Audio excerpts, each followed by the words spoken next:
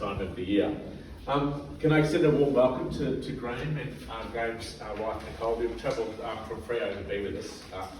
I've already fallen into footy speak. I've called it Freo rather than Fremantle. Also, welcome to all our supporters and donors here at Lyndon, our chair, Paul Gouldig, Lyndon Contemporaries and Friends of the Gallery, and also to our guest speaker this evening, Anthony Lehmo. I'd also like to begin by acknowledging that we meet this evening on the lands of the Boonwurrung people of the Kulin Nations, and we pay our respects to their elders past and present.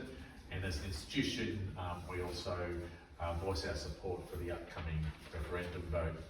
I'm not going to speak a lot because we do have a guest speaker for the evening, but I've been having some really great chats with Graham as this show's been going up. Like a lot of people in Melbourne, I'm a football tragic, and these works, when I walked in, they just reminded me of my youth. And I was saying to Graham the other day, I still remember vividly how excited I was when I was in grade 4. And my mother used to give me money to buy footy cards once a week, and I'd been trying for weeks to get me to Contagio. And I remember how excited I was when I opened it up and I threw the little stick of gum that you got, chewing gum, and how exciting it was. And so I think for a lot of people there'll be that kind of response to these works. But I think there's a real important serious undertone to these, and while I was thinking about these works today, it reminded me of my own history, I suppose. I'm a Carlton supporter, but my uncles who were children of immigrants, that was their in to living around the corner from Princess Park. That was their in to this new world that they had arrived in, and I think there's a lot of that in this work. I said I'm not going to speak a lot. I'd like to introduce our guest speaker for the evening, Anthony Lehmo. Lehmo, is it Lehmo? Lehman, yeah. Lehman? There you go. So on his website, I do like this, it says he describes himself as a full-time funny person, radio host, TV presenter and occasional actor. I know you best as the second most annoying character on Utopia. I like to thought it was the most annoying. Definitely the most annoying. He's one of Australia's most experienced and well-travelled comedians, playing his craft now for over 15 years. And he's also, as you probably guessed, a mad Hawthorn supporter, and I'm guessing by your age, you've actually never had to endure following a terrible football side like some of the others in this room. We're going through a horrible drought. So can you please welcome Lehmo for the evening? Thank you. Thank you very much. The official football matters, so I have to put the scarf on. It's a horrible drought. My 7-year-old son hasn't seen a premiership yet, so that's... Poor son. Wins a lot of people. Hello to the St Kilda fans in the room. Thank you. No, it is wonderful to be here. What a brilliant collection of pictures, and it couldn't be more timely, as you mentioned, this year for 3 reasons. One, that football's never been more attended. 7.5 million people have been to see games this year through the turnstiles, which breaks the record already with 5 games still to go. So it'll be close to 8 million people through the turnstiles this year. So footy's more popular than ever. The second reason is that there are 3, we're here at the Heartbeat in Melbourne, 3 teams. Melbourne, Collingwood and Carlton are still alive. 3 of the original founding teams are still in it. So there's a lot of buzz in this city at the moment. And it could be a Collingwood premiership, which will be horrible.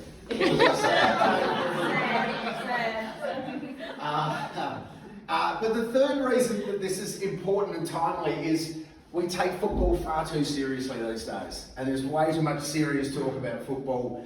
NASA spend less time analysing a shuttle launch than Fox Sports spend analysing a head high tackle these days.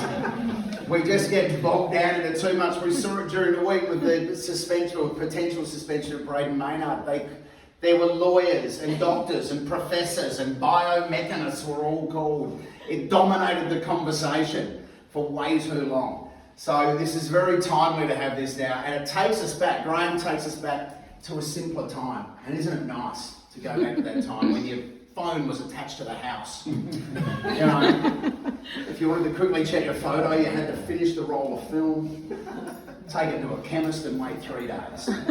These were glorious times. And if you wanted to get together a playlist, you had to buy a TDK cassette, and it took weeks. This takes a second on Spotify now. So, you know, it was back in a time when there was only one way to spell Jaden. And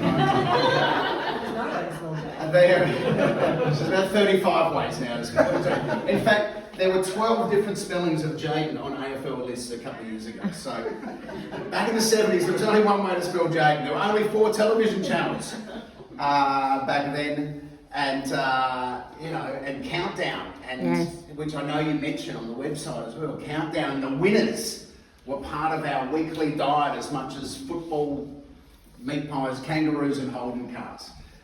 It was a wonderful time. And smoking was good for you. As well. And drink driving until you got your car home from the pub. They were glorious days. Now, but what I do want to say is this. It took me, when I look at these, because we love nostalgia, it gives us a nice feeling of warmth. And when I look at these pictures, the first thing it does for me is it takes me back to my youth in country South Australia. So when I look at these pictures, these old footballers, I had a Peter Knight's poster on my wall as a kid. And I go back to country South Australia, driving to the footy every Saturday with the family, getting my 50 cents pocket money from Dad for working 40 hours on the bloody farm. But I just have these beautiful memories of standing next to my dad at our country footy oval.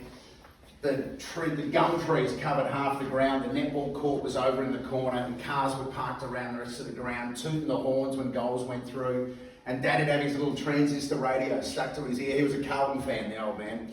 And he'd be listening to the races and the footy on his radio. And I was a Hawthorn fan, and when they went around the grounds, he'd pass me his transistor radio so I could see how Hawthorn would do. It's beautiful and brings back those great memories for me. That nostalgia makes me feel warm, but I'm sure as each of you look at these pictures, they take you back to a moment in time, a moment in your youth. That really makes you happy and makes you feel warm and gives you a good glide. So we love that aspect of this exhibition, how it takes us back to those times. But specifically, Graham takes us back to a time when, well, these players were very different to the players today. The bodies look a bit different. Sorry? The bodies look a bit, that's an observation I hadn't made, but yes.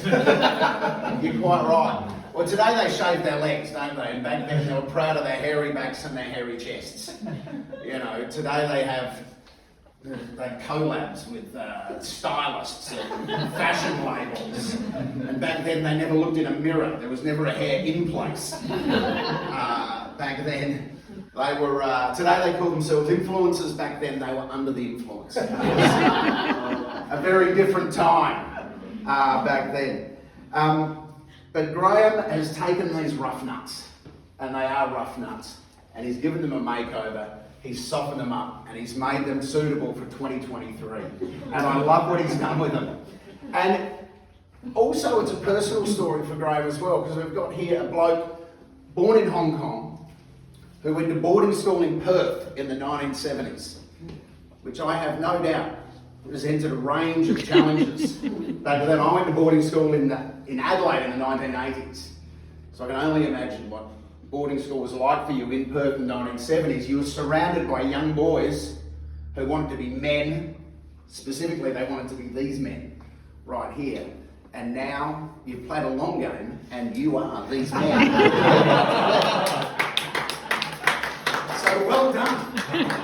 You've had a big win right there. But the exhibition, hang on, let me go over here.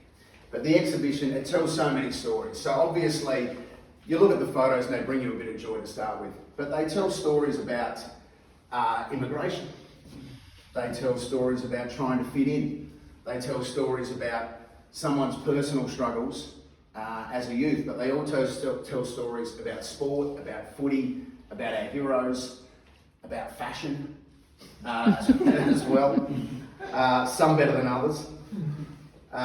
So it's really layered and it's brilliant, and it's a fantastic artistic exhibition, and there's something in this for everyone, and everyone will get something different out of seeing all the pictures in this exhibition. And I've got to say, Graham, your range is outstanding. Incredible. Your range is incredible. I mean, as we look around here, we go from 60-year-old accountant here to a kid who barely looks 5 over here. Lee Matthews, glorious. Mick Nolan, one of my favourites. I mean, what a lad. If you saw him at the bar, you'd be like, I'm having a drink with that bloke. Right there. Levin Cottagio was outstanding. Malcolm Blight, bloody looks like Malcolm Blight. You have nailed that one. You've absolutely nailed that one. And Jason Bateman, anyone? I can see Jason Bateman in that one there. But you've recreated all of them beautifully. And you've done a magnificent job, and it's something you'd be very proud of. So to complement the roar of September and to provide an antidote to the endless talking heads analysing the game, this is the perfect exhibition for the month of September here in November. So I say 3 votes, Graham Mitchell.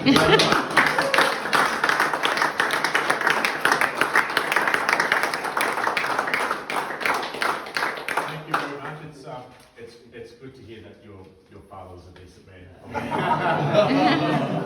Thank you, Lehmo. That's very generous. I'm not going to say too much, but I do want to say a few thank yous, and I just want to say that Les Fong there, some of you people from Melbourne may not know Les Fong. He played in the Waffle for West Perth, and my first experience of footy in the flesh when I arrived, because I knew nothing when I first came to school, was going to a crosstown derby between West Perth Cardinals and East Perth Royals. And I went into Leederville Oval, and there was heavy drinking, people were swearing, How old were you? 12 years old, 1978. There was sledging, the umpire, the bodies were smashing into each other. I thought, what the hell, this is rough as guts. I'm not playing this game. That's why I played Dickie Wankers. Oh, you played, yeah. I forgot to mention, in an effort to fit in, Graham decided to play hockey. Yeah. And what are they And called? the kids are called, if you played hockey, you're a Dickie Wanker. So, yeah, I never played footy, but I knew that footy was important. If you wanted to fit in and to assimilate, you had to, if you didn't play footy, you had to talk about it. And on that day on the field was Les Fong, and he was the only player of Chinese heritage that looked vaguely like me. So I thought he instantly became my hero. And many years later, Les Fong came to the show when it opened in Perth, and I met him and I said to Les, thank you, mate, because he was an incredibly courageous player. He was very well respected within the WA community, and he had built up all the social capital. And so when I got picked on and got, sort of racist abuse when I was a little kid, I would just mention Les Fong, and they would just shut them up because Les had all this weight and respect that they just dropped it. And I thank Les for that. And he was very humble and a lovely, likeable man. It was a big moment for this project and this work. I also want to say that back in the day, some of my favourite players, well, Les Fong obviously, whether it was Ken Hunter for Carlton. He's not on the wall here. I did have a big picture of Ken. He was important to me, Ken Hunter. But he, for Claremont. I had a Claremont picture of Ken Hunter. But there wasn't enough space to put Ken in. But if you go to the website playingtheman.com, you'll see Ken Hunter. And then, of course, there's Maurice Rioli, Richmond, and South Fremantle. And the Cracker Brothers, another South Fremantle player, Stephen Michael. If he played VFL, I'm sure he would have won the Brownlow, no doubt. But so the Indigenous players, I want to acknowledge the Indigenous players back from that era, but you'll notice there's no Indigenous players in the room here.